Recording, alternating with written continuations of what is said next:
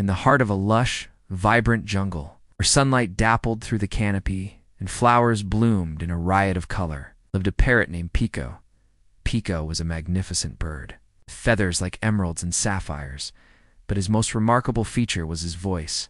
Pico could talk, and oh, how he loved to talk.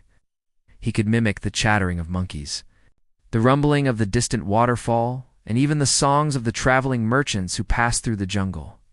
He was clever, quick-witted, and could string together sentences that amazed all the other animals.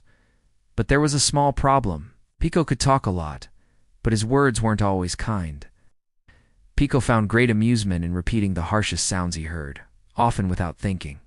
He would caw like a crow when the hummingbirds tried to sing their delicate tunes, and he'd mimic the grumble of a grumpy old bear whenever the playful otters splashed in the river.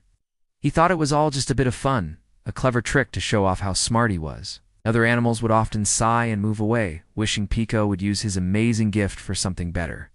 One sunny afternoon, Pico was perched high on his favorite branch, observing the world below. He spotted a small, shy caterpillar named Coco, inching her way along a large green leaf. Coco was a quiet creature, and she moved very, very slowly. Pico watched her for a moment, a mischievous glint in his eye. He puffed out his chest and shouted in a booming voice, "Hurry up, slowpoke! At this rate, winter will come before you even reach the end of the leaf." He then let out a loud, mocking laugh that echoed through the trees. Several smaller creatures nearby giggled nervously, but when they saw the look on Coco's face, they quickly fell silent. Coco froze, her tiny body trembling.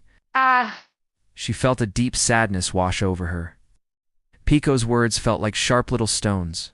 She had been so proud of her slow, steady progress, but now she just felt small and clumsy. Without another movement, she curled herself into a tight little ball and hid beneath the leaf, not wanting anyone to see her. Pico, seeing her disappear, just shrugged and flew off to find some other form of entertainment, not giving his comment a second thought. That night, as the moon cast a silvery glow over the sleeping jungle, Pico tucked his head under his wing and drifted off to sleep. But his sleep was not peaceful. He found himself in a strange and wondrous dream. In this dream, every single word he had ever spoken floated around him, transformed into feathers. The air was thick with them, a swirling storm of his own creation. He noticed something peculiar. Some feathers were dark, heavy, and jagged, like bits of charcoal. They drifted slowly, pulling downwards, as if weighed by a great sadness. He recognized them immediately. They were his mean words. The taunt he had thrown at Coco was a particularly large black feather that felt cold to the touch. The mocking laughs were sharp and thorny, catching on everything. These dark feathers clustered together, creating a gloomy, oppressive cloud that blocked out all the light. They made Pico feel heavy and sad, just like Coco had looked. But then he saw other feathers. These were vibrant, colorful, and as light as air. They glowed with a warm, gentle light, shimmering in every color of the rainbow. There was a bright yellow feather from when he had praised a monkey for finding a delicious mango, and a soft sky blue one from when he had chirped a simple good morning to a family of deer. These kind words danced and soared, creating beautiful patterns in the air. They were light, warm, and filled Pico with a feeling of joy and connection. He reached out, and as his wing touched a glowing feather, he felt a warmth spread through him. Pico woke with a start as the first rays of dawn peeked through the leaves.